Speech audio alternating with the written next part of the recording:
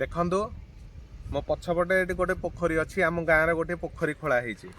ଆଉ ଯେଉଁ ପୋଖରୀ ଇଏ ଗଭର୍ଣ୍ଣମେଣ୍ଟ ଅଣ୍ଡରରେ, ଯେହେତୁ ପଞ୍ଚାୟତ ଅଣ୍ଡରରେ ଇଏ ଲିଜ୍ ହବ, ଲିଜ୍ରେ ଯିଏ ବି ପାଇଲେ ସିଏ ତାପରେ। ନମସ୍କାର, ଜୟ ଜଗନ୍ନାଥ।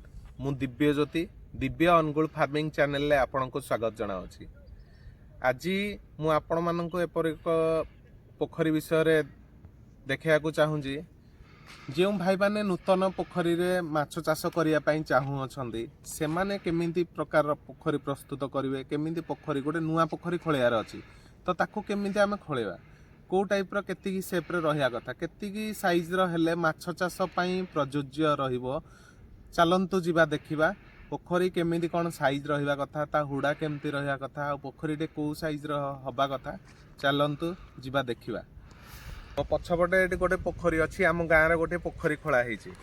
ଆଉ ଯେଉଁ ପୋଖରୀ ଆମେ ଯଦି ନର୍ମାଲି ଗୋଟେ ପୋଖରୀ ଖୋଳିବା, ଫାଷ୍ଟ କି ଯଦି ଖୋଳୁଛେ ତାହେଲେ ମିନିମମ୍ ଯଦି ମାଛ ଚାଷ ପାଇଁ କରୁଛନ୍ତି, ଯଦି ଯାଆଁଳ ଚାଷ ପାଇଁ କରୁଛନ୍ତି ତ ତାହେଲେ ଯେତିକି ଛୋଟ ଛୋଟ ଫାର୍ମ ଫଣ୍ଡ ହେଲେ ଚଳିବ। କିନ୍ତୁ ଯଦି ମାଛ ପାଇଁ କରୁଛନ୍ତି ତାହେଲେ ମିନିମମ୍ 1 ଏକରର ପୋଖରୀ, ମ୍ୟାକ୍ସିମମ୍ ଯେତେ ହେଲେ ଚଳିବ।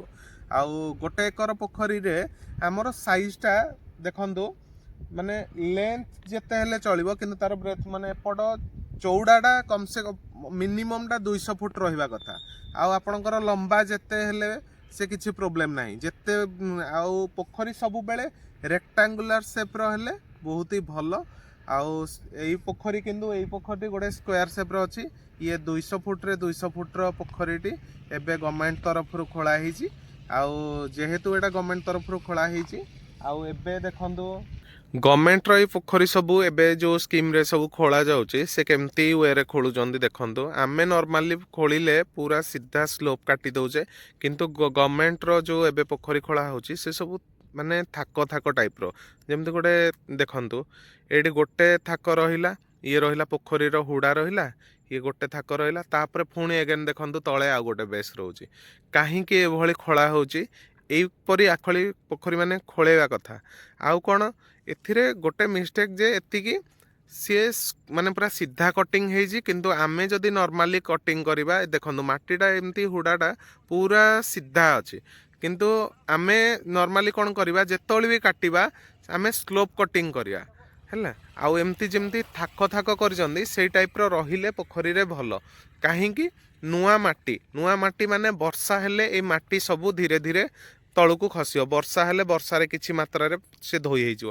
ଧୋଇ ହେଲେ କ'ଣ ହେବ, ତାକୁ ଯଦି ଗୋଟେ ଜାଗା ମିଳିଗଲା, ଦେଖନ୍ତୁ ଏଇଠି ଗୋଟେ ସରଫେସ୍ ରହିଗଲା, ଏଇ ସରଫେସ୍ରେ ଏଇ ଯେଉଁ ମାଟିଟା ରହିଲା, ହୁଡ଼ା ରହିଲା, ଏ ମାଟି କିଛି ମାତ୍ରାରେ ଖସିବ। ଖସିଲେ କ'ଣ ହେବ, ଏଇ ଉପର ପର୍ସନରେ ସେ ରହିବ। ତାପରେ ତାପର ମାଟି ସିଏ ବି ସେମିତି ସାଇଡ଼ରୁ କିଛି ଅତଡ଼ା ମାରିବ, ତ ଅତଡ଼ା ଖସିବା ଦ୍ୱାରା କ'ଣ ହେବ, ସିଏ ବି ସେକେଣ୍ଡ ଷ୍ଟେପ୍ରେ ରହିବ। ଏମିତି କରିବା ଦ୍ୱାରା କ'ଣ, ଏଇ ମାଟି ଟୋଟାଲ ଧୋଇ ହେଇକି ପୋଖରୀକୁ ପଳେଇ ଯିବନି। ଆଉ ଯାହାଫଳରେ ଆମେ କ'ଣ ହେବ, କିଛି ବର୍ଷ ପରେ, ମନେକର 2-4 ବର୍ଷ ପରେ ମାଟି ପୁରା କମ୍ପ୍ରେସ୍ ହେଇଛି, ପୁରା ମାନେ ଦବିଗଲା ପରେ ତାପରେ କ'ଣ କରାଯାଏ, ତାପରେ ଗଭର୍ଣ୍ଣମେଣ୍ଟର ପୋଖରୀରେ ମନେକର ପାହାଚ କରିଦିଆଯାଏ। ଆଉ ଡାଇରେକ୍ଟ ଏମିତି ଷ୍ଟାର୍ଟିଂରୁ କରିଦେଲେ ଏତେ ଭଲ ରହିବନି। ଆଉ କ'ଣ କରାଯାଏ, ଇନଲେଟ୍ ଆଉଟଲେଟ୍ ବି ରଖାଯାଏ। ଆଉ ଏଇ ପୋଖରୀରେ ଯେହେତୁ ନୂଆ ପୋଖରୀ, ଏଥିରେ ଇନଲେଟ୍ ଆଉଟଲେଟ୍ ନାହିଁ। ଆଉ ଏ ପୋଖରୀଟେ ବହୁତ ହି ବଢ଼ିଆ ପୋଖରୀ ଗୋଟିଏ ହେଇଛି। ଇଏ କିନ୍ତୁ ରେକ୍ଟାଙ୍ଗୁଲାର ସେପ୍ର ନ ହେଇକି ସ୍କୋୟାର ସେପ୍ର ହେଇଛି। ଏ ପୋଖରୀ ଯାଆଁଳ ଚାଷ ପାଇଁ ବହୁତ ହି ଭଲ ପୋଖରୀ। ମାଛ ଚାଷ ବି କରିହେବ, ଯେହେତୁ ପାଖାପାଖି 1 ଏକର ଏଭବ ରହୁଛି, ତେଣୁକରି କିଛି ପ୍ରୋବ୍ଲେମ୍ ନାହିଁ। ୟା ପରେ କ'ଣ କରାଯିବ, ଇଏ ଗଭର୍ଣ୍ଣମେଣ୍ଟ ଅଣ୍ଡରରେ, ଯେହେତୁ ପଞ୍ଚାୟତ ଅଣ୍ଡରରେ ଇଏ ଲିଜ୍ ହବ, ଲିଜ୍ରେ ଯିଏ ବି ପାଇଲେ ସିଏ ତାପରେ ଚାଷବାସ କରିବେ। କିନ୍ତୁ ଆମେ ଯଦି ନର୍ମାଲି ଗୋଟିଏ ନିଜର ଯଦି ଏପରି ପୋଖରୀ ହେଲା, ଚାଷ କରିବା ପୂର୍ବରୁ ଦେଖନ୍ତୁ, ଏଭଳି ପୋଖରୀ ଖୋଳେଇ ଦେଲା ପରେ କ'ଣ କରିବା, ଏଥିରେ ପୁରା ଚୂନ ପକାଇଦେବା। ଚୂନ କ'ଣ, ଚୂନକୁ ଆଣିବା, ସେ ତ ପଥର ଆକାରରେ ଥିବ, ତାକୁ କିଛି ଭିଜେଇ ଦେବା ଦ୍ୱାରା ସେ ପାଉଡ଼ର ହେଇଯିବ। ପାଉଡ଼ର ଡାଇରେକ୍ଟ ମାନେ ଶୁଖା ପାଉଡ଼ର ଚୂନଟାକୁ ଟୋଟାଲ ପୋଖରୀରେ ପୁରା ବୁଣିଦେବା। 1 ଏକରକୁ ପାଖାପାଖି କୁଇଣ୍ଟାଲରୁ 2 କୁଇଣ୍ଟାଲ ପାଖାପାଖି ପୁରା ଚୂନ ପୁରା ପ୍ରୟୋଗ କରିଦେବା ପରେ ତାପରେ କ'ଣ କରିବା, ପୁଣି ଏଗେନ୍ ହାଲକାରେ ଖାଲି ହଳ କରିଦେବା। हल करदेकी पुणी ताथरे पानी फुटे 1.5 फुट भाया पानी ये करके सेथिरे गोबर यूज करवा किंबा जदि आम गोबर भी यूज कर पारने से कौन करवा आम टूल पिड़ुआ जोड़ा कि महुल पिड़ुआ ताकू भी यूज कर परिबा। से महुल पिड़ुआ यूज करिवार 21 दिन पर आमे कौन करिया पानी पुणी एगेन भर्ती करदवा पानी फुल हो गला 4 फुट पाखापाखि पानी हो गला आउ सेथिरे आमे माछ चाष करि परिबा। आउ गोटे जिनस देखंदु जदि आमे माछ चाष करूचे केउ पोखरी आमर बड़ माछ चाष पई सबुठु भल पोखरी जेउ पोखरी रे आमर खरा दिने 5 फुट पानी रहिबो सेई पोखरी माछ चाष पई बेस्ट पोखरी। आउ जेउ पोखरी रे पानी न रहउची 3 फुट 2 फुट किंबा पानी सुखी जाउची सेई पोखरी माछ चाष पई आदो भल नुहे। आउ जदि आपण मानकर पोखरी सुखी जाउची खरा दिने ताहले सेई पोखरी रे जांळ चाष करंतु।